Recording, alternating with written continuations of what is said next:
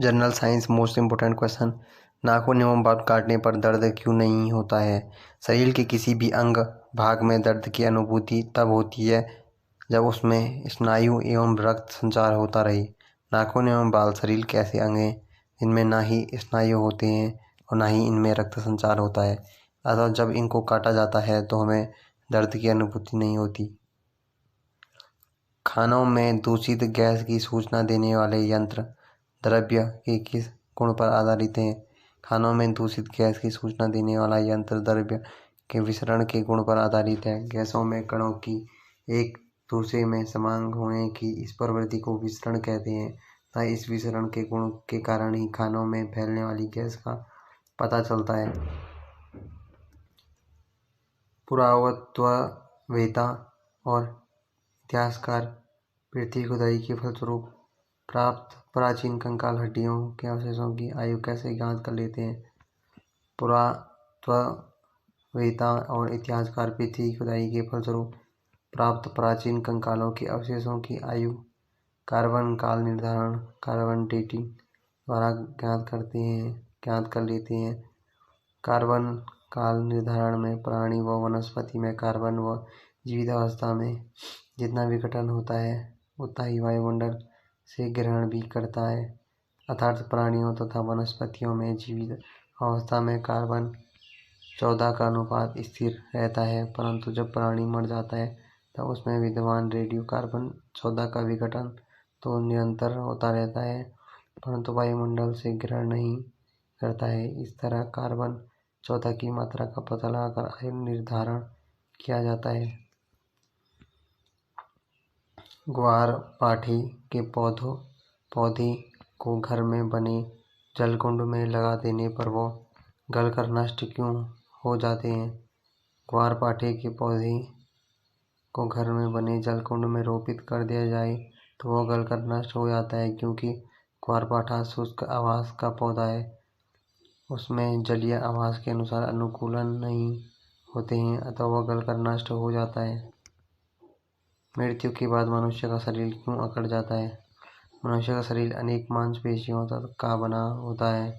ये मांसपेशियां अनेक लंबे लंबे पेशी तंतुओं से बनी होती है। जीवित स्थिति में ये मांसपेशियां लचीली होती है, किंतु मृत्यु के पश्चात ये कठोर हो जाती है, क्योंकि मृत्यु के बाद ये आपस में क्रॉस ब्रीज के द्वारा आपस में जुड़ना प्रारंभ कर देती है, जिससे तंतुओं का लचीलापन कम हो जाता है तथा मांसपेशियां अकड़ने लगती है। साथ ही मृत पेशियों में कैल्शियम की मात्रा भी कम हो जाती है, जिससे भी मांसपेशियां कड़ी हो जाती है। सर्दियों के दिनों में हमारे मुंह से भाप क्यों निकलती है? सर्दियों के दिनों में बच्चे अक्सर मुंह से भाप निकालने का खेल खेलते हैं। सर्दियों में हमारे वातावरण का तापमान शरीर की तुलना में बहुत कम होता है। जब बाहरी वातावरण का तापमान औसत बिंदु से भी कम होता है, अर्थात नमी अधिक मात्रा में होती है, तब मुंह से या नाक से हवा बाहर निकालते हैं तो शरीर से निकलने वाली हवा का तापमान अधिक होता है तथा बाहरी वातावरण का तापमान कम होने से यह संघनित होने लगती है तथा भाप के रूप में दिखाई देती है। गर्मियों के दिनों में नाक से अक्सर खून क्यों बहता है? नाक के अंदर की सतह पर दोनों नाक छिद्रों के बीच की दीवार एक पतली और नम श्लेष्मा म्यूकस मेम्ब्रेन से ढकी रहती है। इस सतह में रक्त ले जाने के लिए कई पतली रक्त शिराएं होती हैं। गर्मी के दिनों में वातावरण जब बहुत शुष्क होता है तो इस झिल्ली के सूखने के कारण जोर से छींकने या हल्के झटके लगने पर शिराएं टूट जाती है और नाक से खून बहने लगता है। भय से चेहरा पीला क्यों पड़ जाता है? जब हमारे सामने कोई खतरा या भय दिखाई देता है तो मस्तिष्क से कोई ऐसे तंत्रिका होता है जो त्वचा की कोशिका को अस्थायी रूप से सिकुड़ने को कहते हैं। कोशिकाओं के संकुचित हो जाने से चेहरे की रक्त वाहिनियों में रक्त प्रवाह में बाधा उत्पन्न हो जाती है, अतः रक्त प्रवाह होने से चेहरा पीला पड़ने लगता है। गरिष्ठ भोजन के सेवन के पश्चात नींद क्यों आने लगती है? प्रतिभोजी विवाह या बर्थडे पार्टी व अन्य समारोह हम गरिष्ठ भोजन लेते हैं जिसमें वसा, चिकनाई व शर्करा की मात्रा अधिक होती है। इसके सेवन के पश्चात हमें नींद आने लगती है, क्योंकि नींद के लिए का हाइपोथैलेमस उत्तरदायी होता है। जब हमारी पेशियों का अति स्थिति है, नींद या सुस्ती का आभास होने लगता है।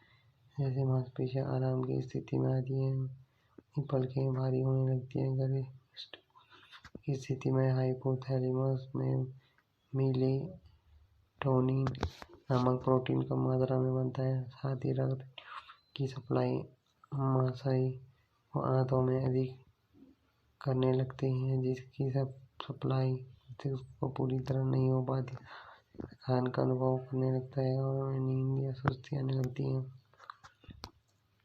अनेक जीव घोर अंधेरे में भी साफ सकते हैं। यदि मनुष्य घोर अंधेरे में अपनी आंखों को खुला रखे तो उन्हें कुछ भी दिखाई नहीं देता, किंतु जीव अंधेरे में साफ दिखाई। बिल्ली या शार्क बहुत उजली रोशनी में भी बहुत कुछ देख सकते हैं। उनकी आंखों में विशेष संवेदना होती है तथा उनकी रोड कोशिकाओं की संख्या भी अधिक होती है, जो मध्यम प्रकाश के प्रति भी संवेदनशील होती है। उल्लू की आंख का 039 प्यूपिल 039 बहुत बड़ा होता है, जिसमें उसकी आंख में अधिक प्रकाश जा सकता है। इसके अलावा ऐसे जीवों की #039 रेटिना 039 में एक झिल्ली भी होती है, जो दर्पण की तरह प्रकाश को अंदर की ओर प्रसारित करती है और हाथ में भी ज़्यादा से ज़्यादा प्रकाश को समेट लेते हैं। चमगादड़ जैसे जीव अपने शिकार को देखकर नहीं, बल्कि आवाज़ को पहचान कर या अनुमान के आधार पर शिकार को पकड़ते हैं।